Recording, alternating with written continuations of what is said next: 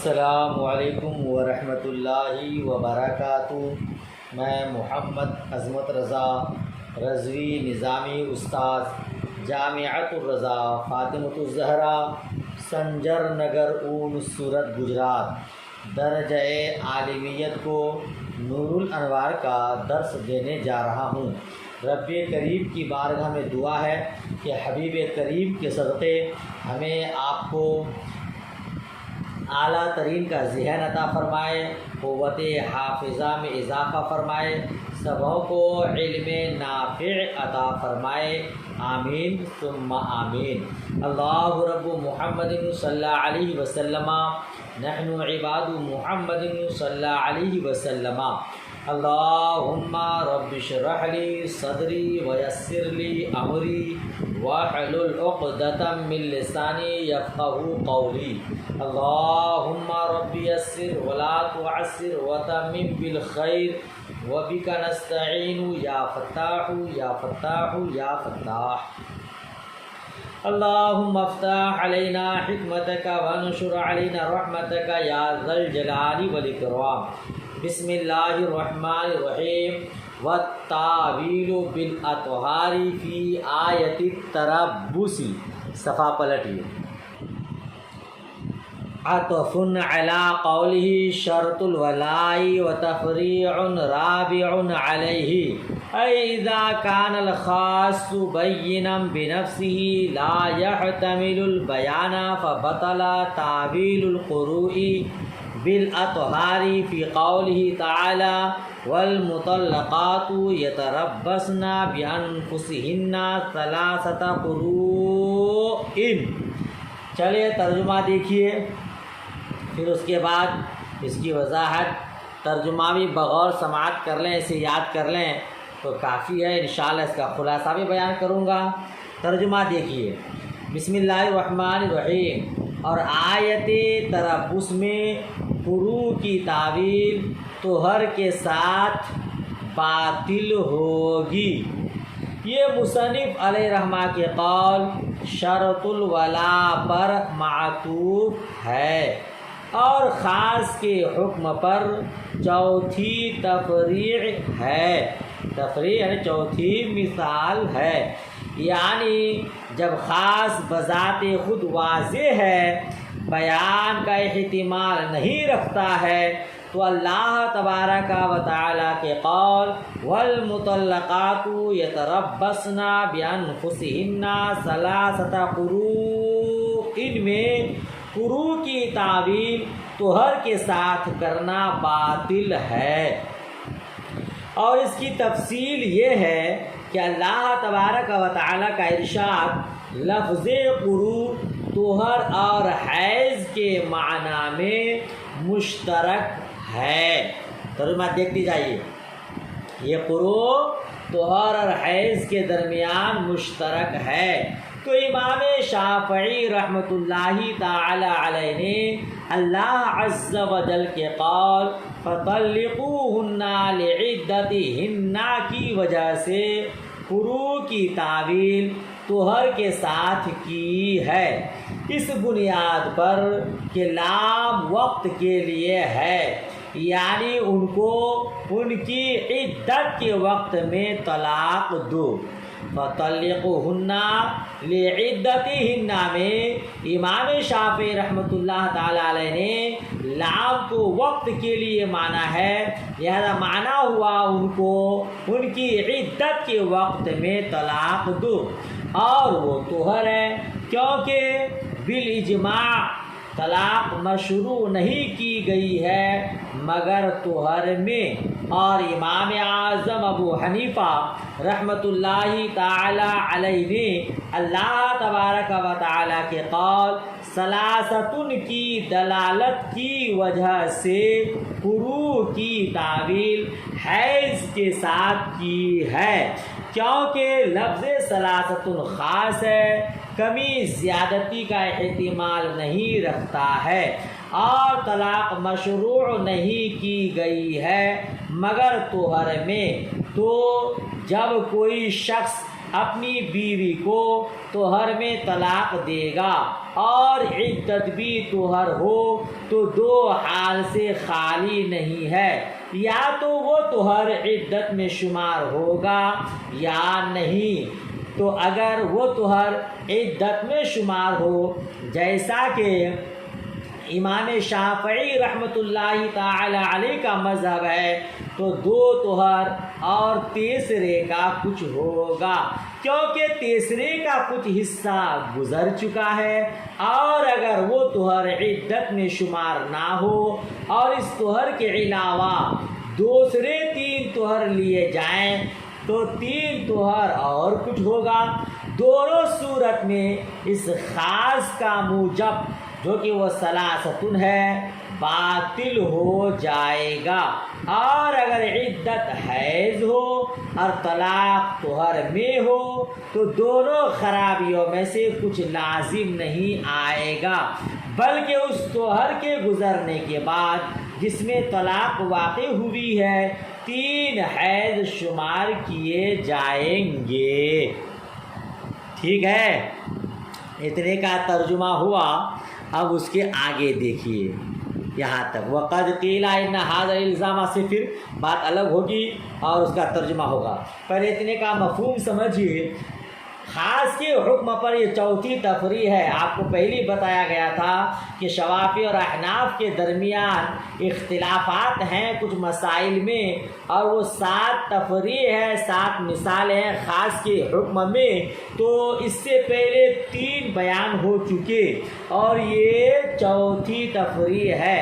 یاد رکھیے گا، خاص کا 2 حکم آپ نے پڑھا ہے۔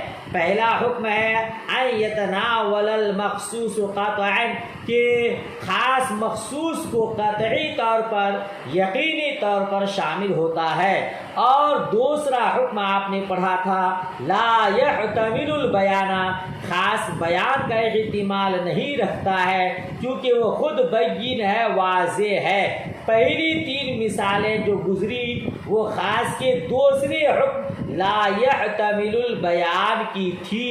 اب یہ 4 تفریعات جو آ رہی ہے یہ خاص کے پہلے حکم پر، یعنی خاص مخصوص کو اپنے مدلول کو یقینی طور پر شامل ہوتا ہے، اس پر یہ 4 تفریعات بیان کی جائیں گی۔ یہ چوتھی تفریع ہے جو ہمارے درمیان اور شوافی کے درمیان مختلف فی ہے۔ مسئلہ کیا ہے؟ مسئلہ کی تفصیل یہ ہے کہ مدخول مطلقہ مدخول بہا ذات الحیض غیر حاملہ کی عدت کیا ہے؟ یتربصن بانفسہن ثلاثۃ قروء، آپ نے اصول الشاشی میں بھی پڑھا ہے۔ یہ کس کی عدت ہے؟ مطلقات، طلاق والی کی۔ مدخول بہا، جس کے ساتھ دخول ہو چکا ہے۔ ذوات الحیض، یعنی حیض والیاں غیر حاملہ، مطلقات ہو، مدخول بہا ہو، ذوات الحیض ہو، غیر حاملہ ہو، تو اس کی عدت یہ ہے جو آپ نے پڑھا، یعنی ہم احناف کے نزدیک 3 حیض ہے اور امام شافعی رحمۃ اللہ تعالیٰ علیہ کے نزدیک 3 طہر ہے۔ کس کی عدت ہے؟ طلاق والیاں، مدخول بہا، اگر طلاق والی نہ ہو تو اس کی عدت الگ ہوگی۔ مدخول بہا، جس کے ساتھ شوہر نے دخول کیا ہے اس کی یہ عدت ہے، اگر مدخول بہا نہ ہو تو پھر یہ عدت اس کی نہیں ہوگی۔ ذوات الحیض، حیض والیہ عورتوں کے لیے یہ عدت ہے، اگر حیض والی نہ ہو تو پھر اس کے لیے یہ عدت نہیں ہے۔ غیر حاملہ کی یہ عدت ہے، اگر حاملہ ہو تو پھر اس کی عدت الگ ہے، وضع حمل ہے۔ میں آخر میں انشاءاللہ اس کو بتانے کی کوشش کروں گا۔ فی الحال جس کے بارے میں شوافی اور احناف کا اختلاف ہے وہ کون سی ہے؟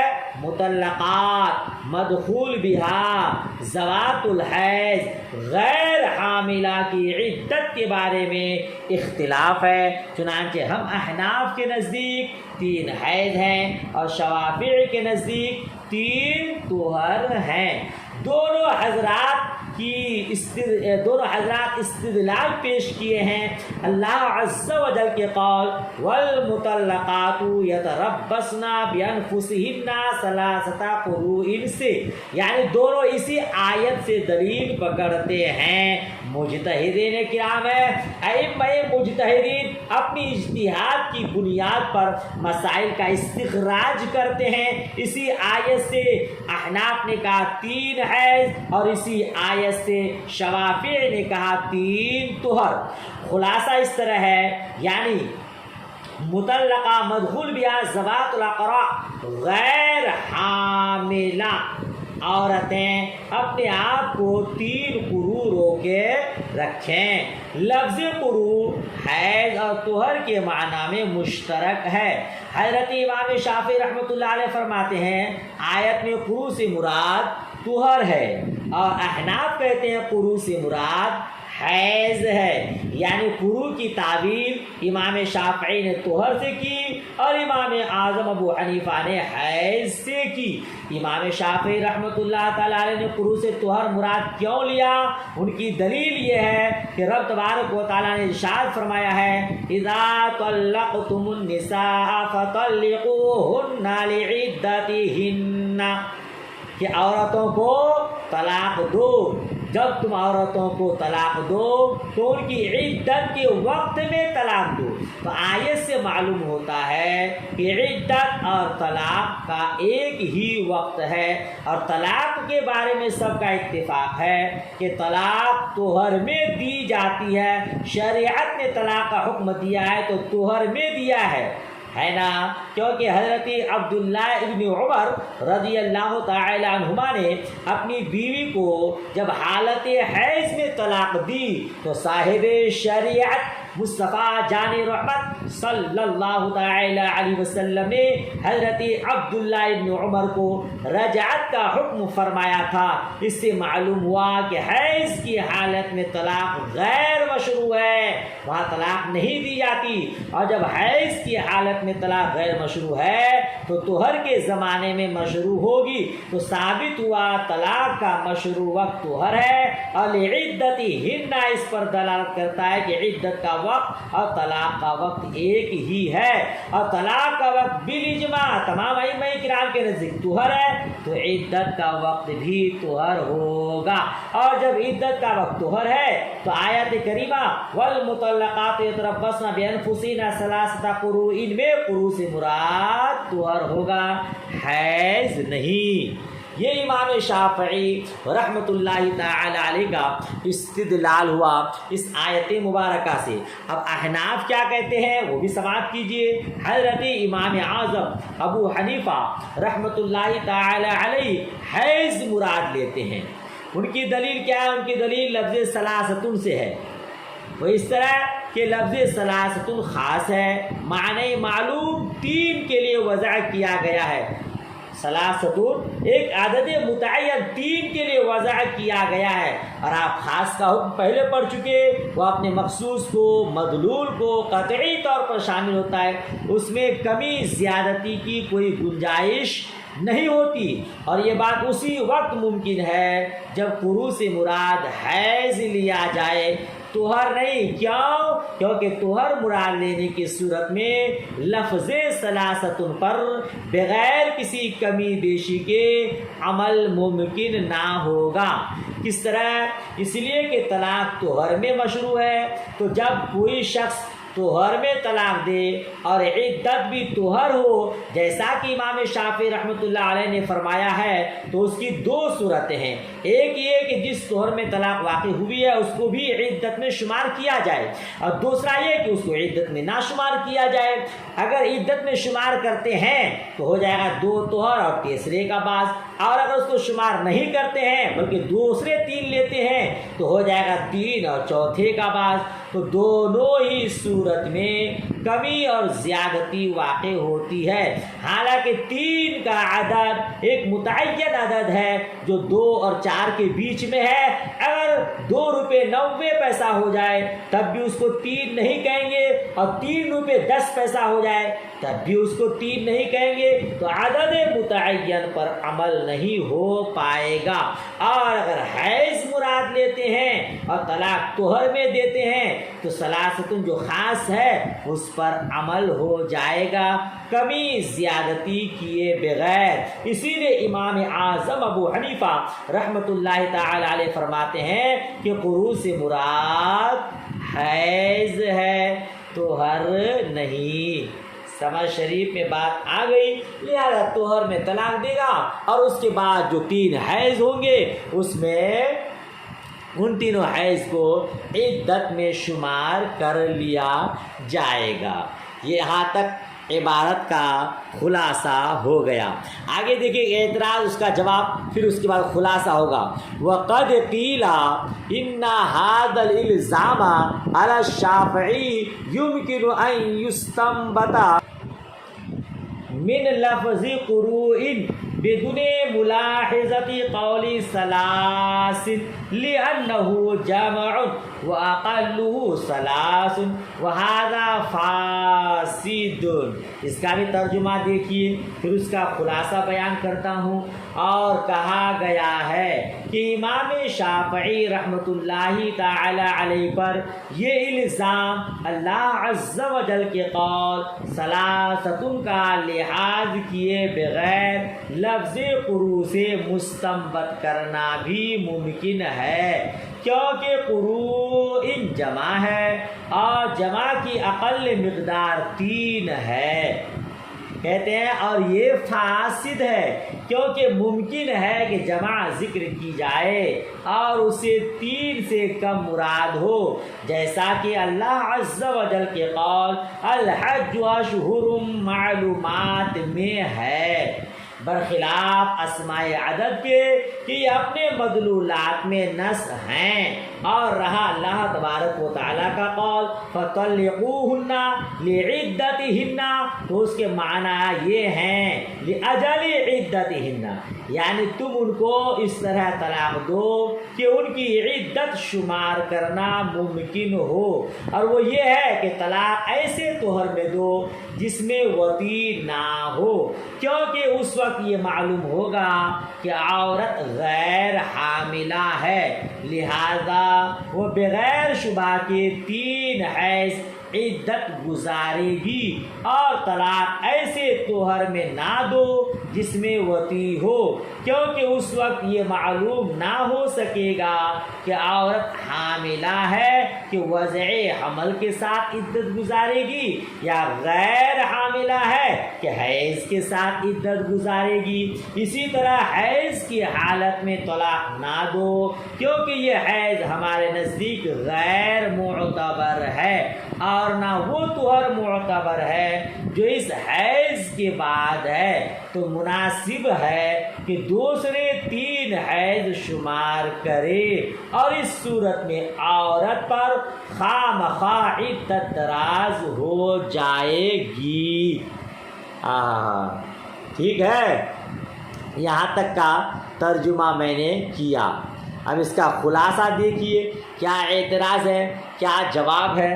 دیکھیے صاحب نور الانوار نے فرمایا ہے کہ بعض حضرات کا خیال ہے کہ قروء کی مراد حیض کے ساتھ متعین کرنے میں امام شافعی رحمۃ اللہ تعالی علیہ کے خلاف جس طرح لفظ ثلاثتن سے استدلال کیا گیا ہے، اسی طرح ثلاثتن کا لحاظ کیے بغیر قروء صیغہ جمع سے بھی استدلال کرنا ممکن ہے۔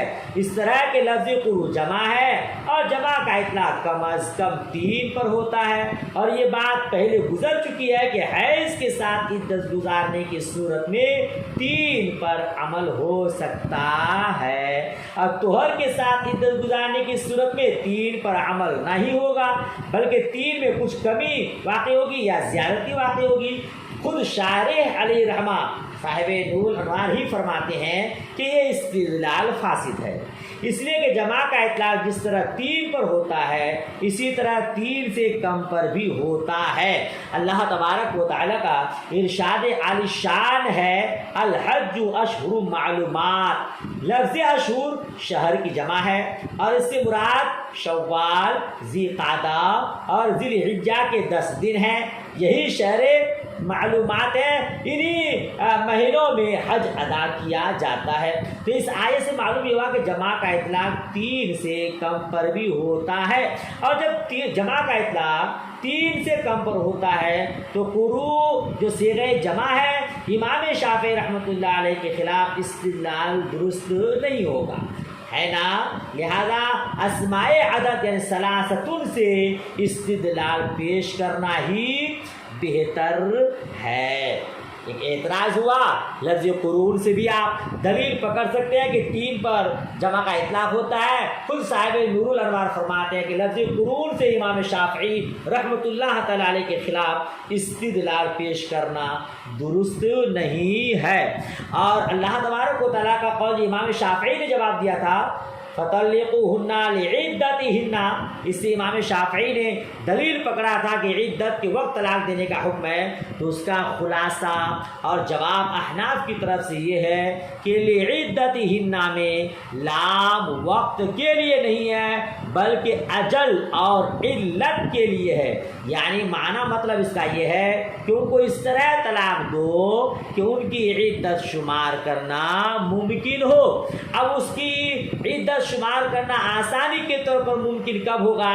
تو کہتے اس کی صورت یہ ہے ایسے طہر میں طلاق دو جس میں وطی نہ کی گئی ہو، کیونکہ اس وقت یہ آسانی کے ساتھ معلوم ہو جائے گا کہ عورت غیر حاملہ ہے۔ آپ محترمات بھی جانتے ہیں کہ حیض اگر آ گئی ہے، حیض والی ہے، تو پھر وہ حمل سے نہیں ہے، ابھی وہ حیض سے پاک ہوئی اور پاکی کے زمانے میں ملاپ ہوتا تو شاید حمل رک جاتا۔ اب حیض سے پاک ہونے کے بعد طہر کا زمانہ آیا، اس طہر کے زمانے میں شوہر سے ملاقات نہیں ہوئی، شوہر نے وطی نہیں کیا، تو یقینی طور پر معلوم ہو گیا کہ عورت غیر حاملہ ہے اور اس کی عدت بلا شبہ 3 حیض ہے، ٹھیک ہے نا۔ اور ایسے طہر میں طلاق نہ دو جس میں وطی کی گئی ہو، ایسے طہر میں بھی طلاق دینے کی اجازت نہیں، کیوں؟ کیونکہ اس وقت یہ معلوم نہ ہو سکے گا کہ عورت حاملہ ہے تو وضع حمل کے ساتھ عدت گزارے گی یا غیر حاملہ ہے کہ حیض کے ساتھ عدت گزارے گی۔ حیض سے پاک ہوئی، طہر کا زمانہ آیا، اس طہر میں شوہر نے وطی کر لی، اب اس کے بعد طلاق دیا، تو پھر معلوم نہ ہو سکے گا یہ عورت حاملہ ہے کہ غیر حاملہ، حمل کی عدت گزارے گی یا غیر حاملہ کی عدت گزارے گی، اس طرح شک و شبہ ہو جائے گا، ٹھیک ہے نا۔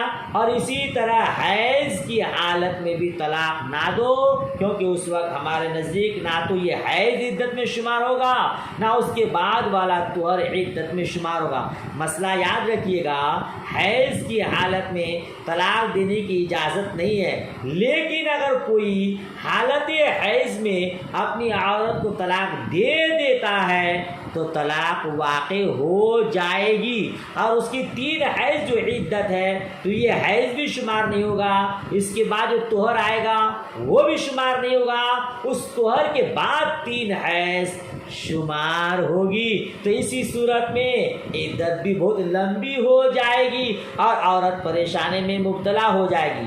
لہذا یہ جو کہا رب نے فَطَلِّقُوهُنَّ لِعِدَّتِهِنَّ، اس کا معنی ہے لِأَجَلِ عِدَّتِهِنَّ، یعنی انہیں طلاق دو اس طرح کہ اسے عدت شمار کرنا ممکن ہو، آسانی ہو۔ لہذا مرد کو چاہیے کہ وہ طلاق سنت دے، ایسی طہر میں طلاق دے جس میں عورت سے حیض نہیں کیا ہے، تو عورت بآسانی اپنی عدت گزار لے گی۔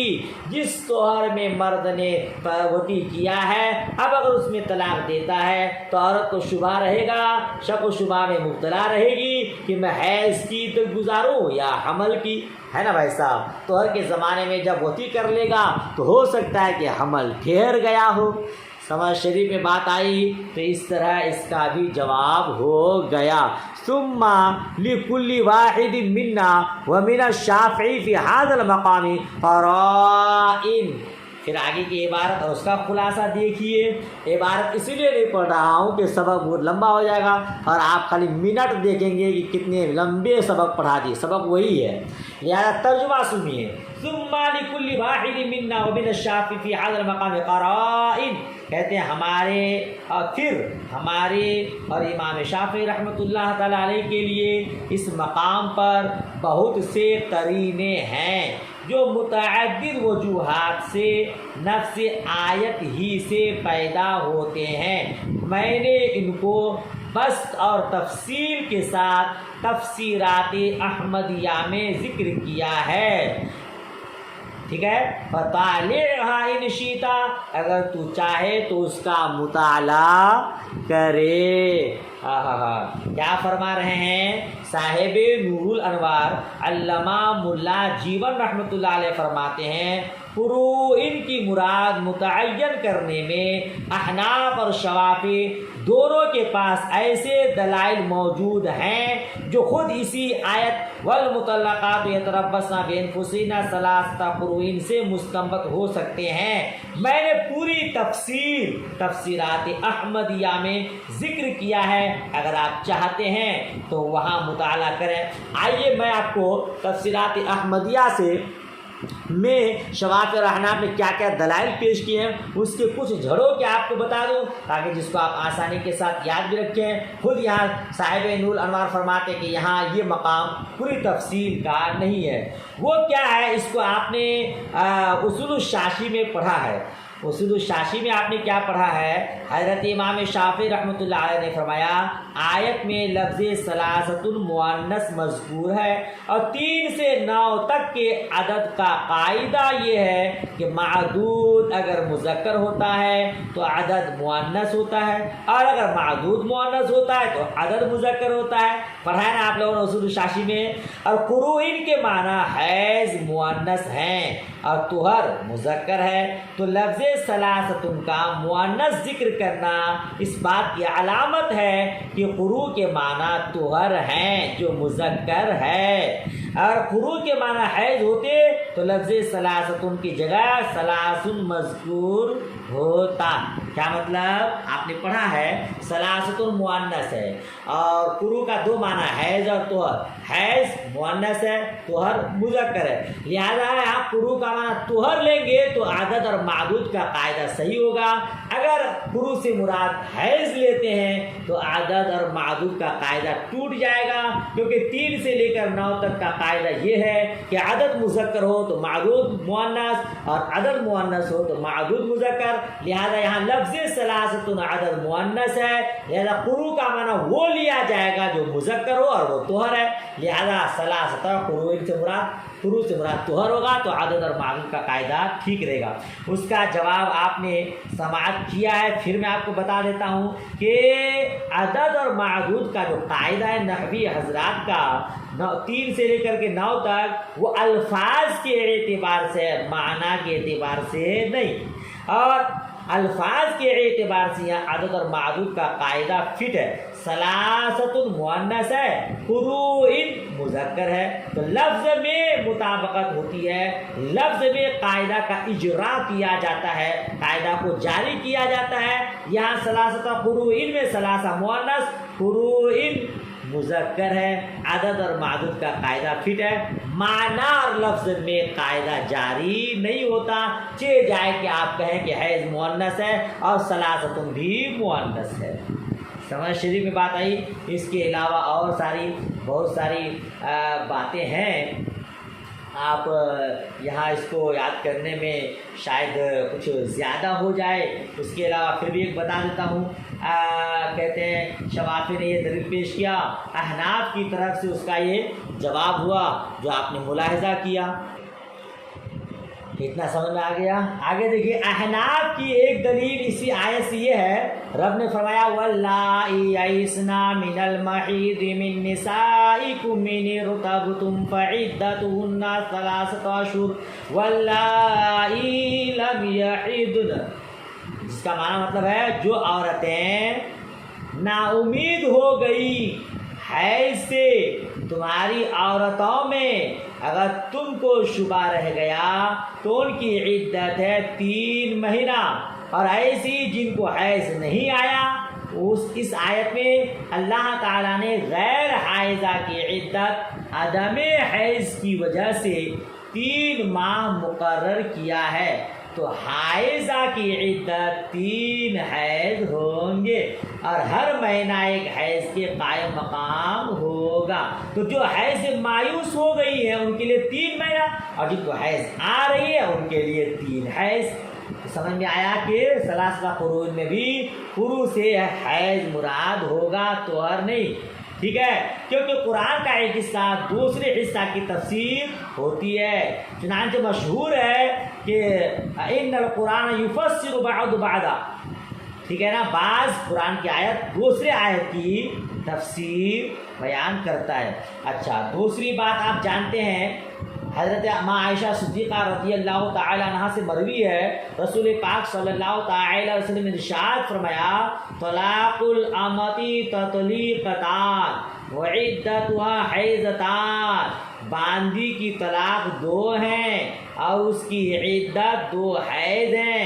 باندی کا حق چونکہ آزاد عورت کی بنسبت آدھا ہوتا ہے، اس لیے باندی کی طلاق 1.5 اور عدت 1.5 حیض ہونی چاہیے تھی، مگر چونکہ طلاق اور حیض تجزیہ کو تقسیم کو قبول نہیں کرتی، اسی لیے 2 طلاق اور 2 حیض پورے کر دیے گئے ہیں۔ بہرحال جب باندی اپنی عدت حیض سے گزارے گی تو آزاد عورت بھی اپنی عدت حیض ہی سے گزارے گی، تو معلوم ہوا کہ عدت حیض ہیں۔ پورا خلاصہ یہ ہوا کہ مطلقات مدخول بہا غیر حاملہ حائضہ عورتیں اپنے آپ کو روکی رکھیں گی 3 قروء، احناف کے یہاں 3 حیض اور شوافی کے یہاں 3 طہر۔ یاد رکھیے گا یہ 3 حیض چاہے 3 مہینے میں آ جائے چاہے 3 سال میں، جب تک 3 حیض نہیں ہو جائے، 3 ماہواری نہ ہو جائے، تب تک عدت پوری نہیں ہوگی۔ چلیے ماشاء اللہ، ترجمہ خالی پڑھایا، آپ کو تشریح کیا تو ہو گیا، اگر عبارت خانی بھی کرتا تو شاید مکمل نہیں ہو پاتا۔ چلیے اللہ کا شکر ہے، سبق مکمل ہو گیا، اس کو اچھے سے یاد کر لیجئے گا، ٹھیک ہے۔ چلیے مجھ گنہگار کو بھی دعائے خیر میں یاد رکھیے گا۔ اللہ تبارک و تعالی ہم سب کو علم نافع عطا فرمائے، محنت کا جذبہ اور اس کی توفیق رفیق عطا فرمائے، آمین ثم آمین۔ اللہ حافظ، خدا حافظ۔